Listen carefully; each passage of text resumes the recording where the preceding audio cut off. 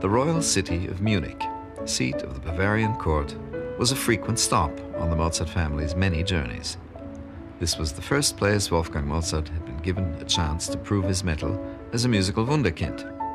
Here, in Nymphenburg Palace, his father Leopold had presented him and his sister Nannerl to Elector Maximilian II of Bavaria, 3 weeks before Wolfgang's 6th birthday. 1 year later, both children again performed in the palace for 5 hours at a stretch, following which they were invited to attend a gala banquet. They were then just passing through, on their way to the first of many tours across the continent.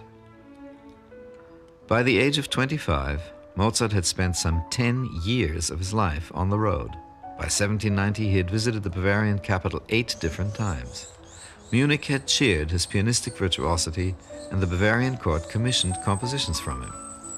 The only thing they couldn't, or wouldn't, give him was a steady job.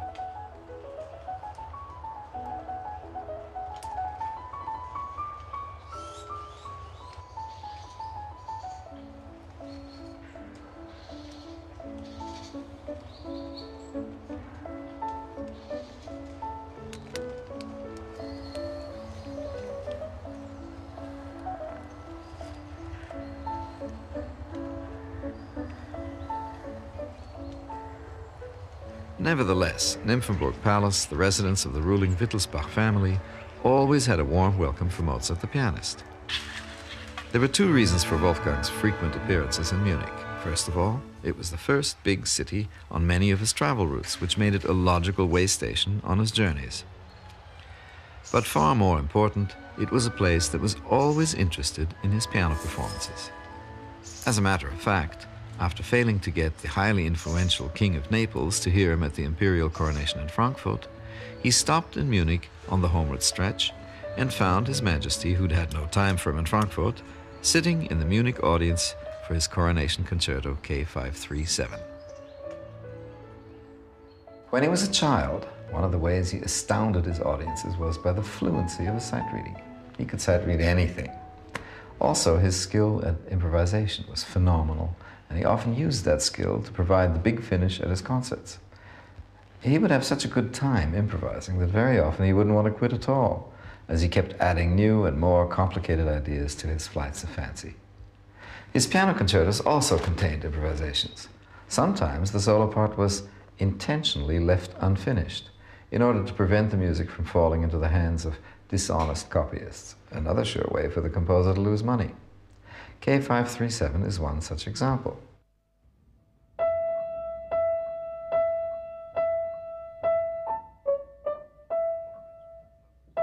In the original published edition, this is all Mozart wanted put on the printed page.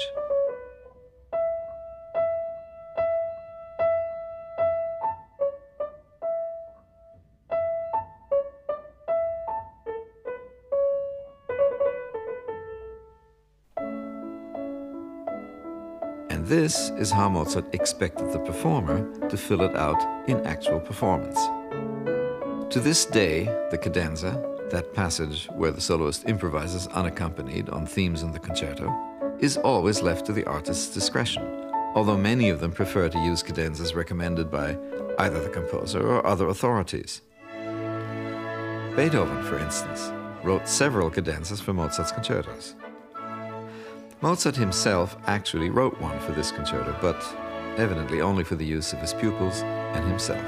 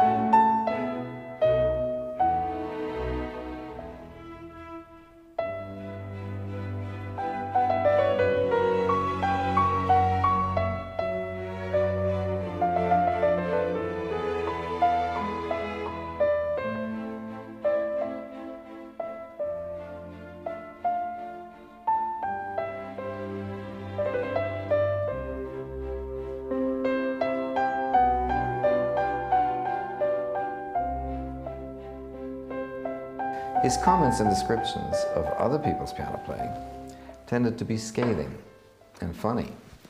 Once, after listening to the supposedly talented daughter of the piano manufacturers Stein, he had this to say. Now for his little daughter. Anyone who sees and hears her play and can keep from laughing must be made of stone. For instead of sitting in the middle of the clavier, she sits right up opposite the treble, as it gives her more chance of flopping about and making grimaces. She rolls her eyes and smirks. When a passage is repeated, she plays it more slowly the second time. And if it has to be played a third time, then she plays it even more slowly. But the best joke of all is that when she comes to a passage which necessitates a change of finger, she doesn't bother her head about it, but when the moment arrives, she just leaves out the notes and raises her hand and starts off again, quite comfortably. The Wittelsbachs always had great fondness for art and artists, and spared no expense to bring many great artists and art treasures to their capital. In fact, King Ludwig I went into debt to acquire the paintings for his art museum, one of the first museums, incidentally, open to the general public. His grandson, King Ludwig II, almost bankrupted the national treasury, building castles and financing the music of his idol Richard Wagner. From Orlando di Lasso, the Belgian composer who came here in the 1500s, to native-born Richard Strauss and Karl Orff in our own century, musicians have always enjoyed a special position in Munich. The city introduced literally hundreds of musical masterpieces to the world and served as the launchpad for countless operas which have since taken the stages of the world by storm. Surely, this enthusiasm for opera also kept luring Wolfgang back here.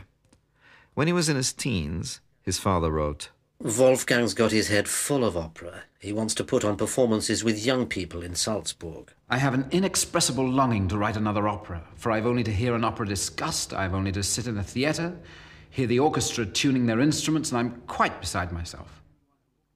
I envy anyone who is composing one. I could really weep for vexation when I hear or see an aria. This musical flame had clearly been kindled during the Italian journeys before 1772. The first major operatic commission then came from a German principality, which also seemed the most likely place to offer him a permanent position. The Elector of Bavaria ordered the comic opera La Finta Giardiniera for the 1775 carnival season.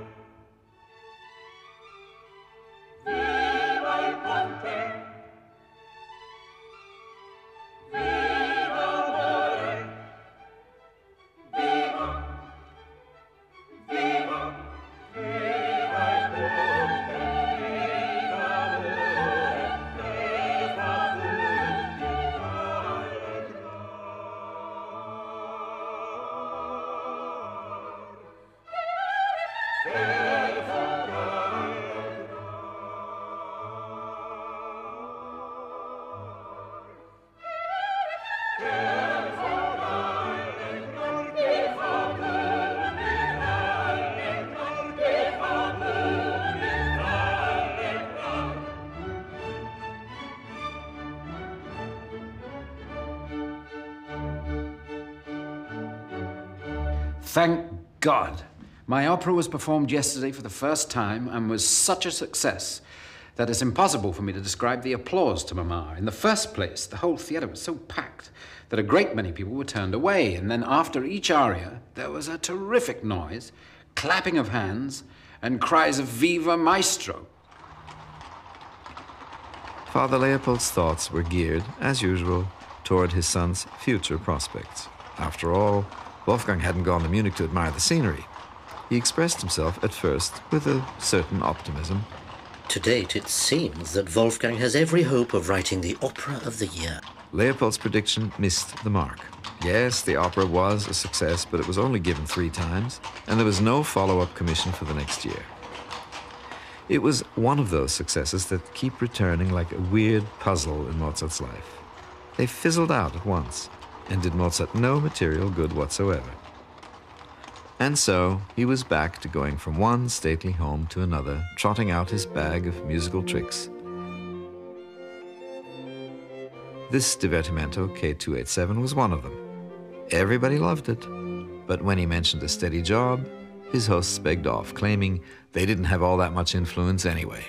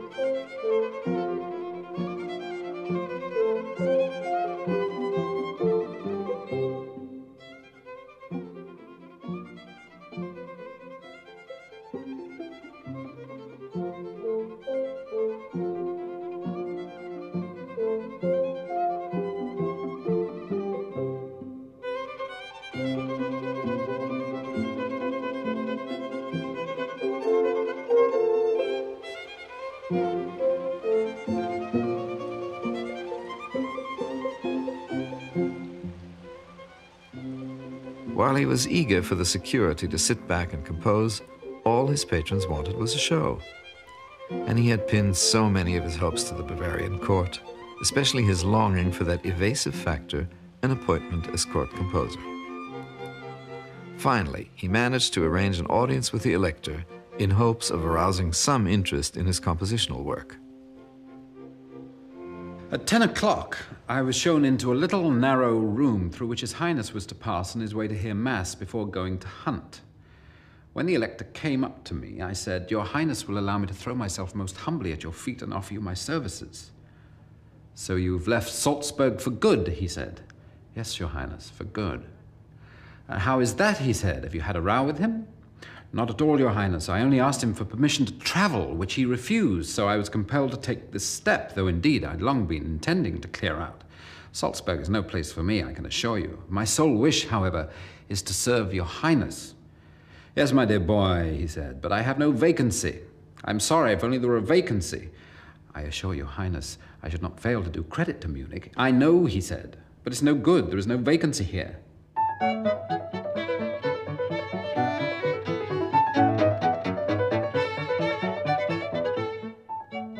On his way from Frankfurt to Munich, following the imperial coronation in 1790, Mozart stopped off in the city of Mainz to make music with two brothers by the name of Hoffmann, one of whom played the piano and the other the violin. This sonata, K526, was part of that program. The Hoffmann brothers were so taken with Mozart's music that they accompanied the composer to Munich to hear his concerto performances for the Elector. The younger of the two brothers, Philipp Hoffmann, was the first scholar to publish a complete book of Mozart Cadenzas, one of very few volumes of this kind based on actual discussions with the composer.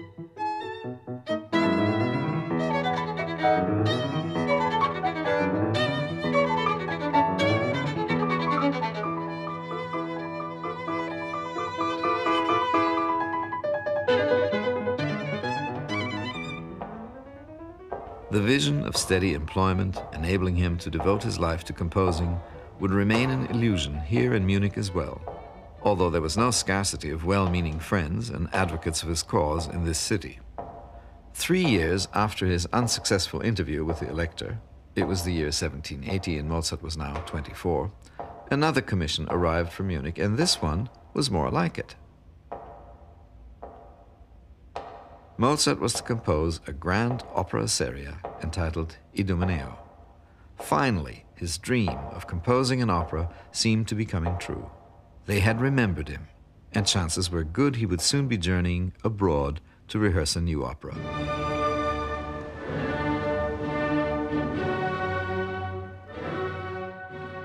The site for the premiere was this magnificent Rococo theatre named for its architect François de Cuvillier, another of those great creative artists brought to Munich, this time from Belgium, by the reigning Wittelsbach family. In many ways, this is the perfect little opera house, because Cuvier had a fair knowledge of acoustics and designed an interior in which all the adornment, which may look like metal and draped fabric, is actually all carved wood. Attending a performance at the Cuvier Theatre is a little like sitting inside a cello. There was every chance this would be a dazzling production. Elector Karl Theodor had moved from Mannheim to Munich, bringing with him not only his court but also the greater portion of his artistic staff, including his magnificent Mannheim Orchestra, still under the direction of the brilliant Christian Zaiss. Mozart paid a special tribute to the extraordinarily high quality of this orchestra in his Inomeneo. He knew who he was composing for, and so the music in his opera took on a dominant position. And what was the city's reaction to all of this? In the press accounts of the premiere of Inomeneo, Mozart wasn't even mentioned. It certainly can't have been a success. It received only 2 further performances, and no other opera house produced it in the following years. The review of a private performance in Vienna poses a pertinent thought. The opera does not elicit the same applause which is due him when he allows us to hear him at the fortepiano. In other words, the public still preferred him as a concert pianist, and it was in this guise, although much later, that he appeared in Munich again with the Concerto K537. This was on the return trip from Frankfurt, where he had gone for the coronation of Leopold II, which is why this concerto is known as the Coronation Concerto.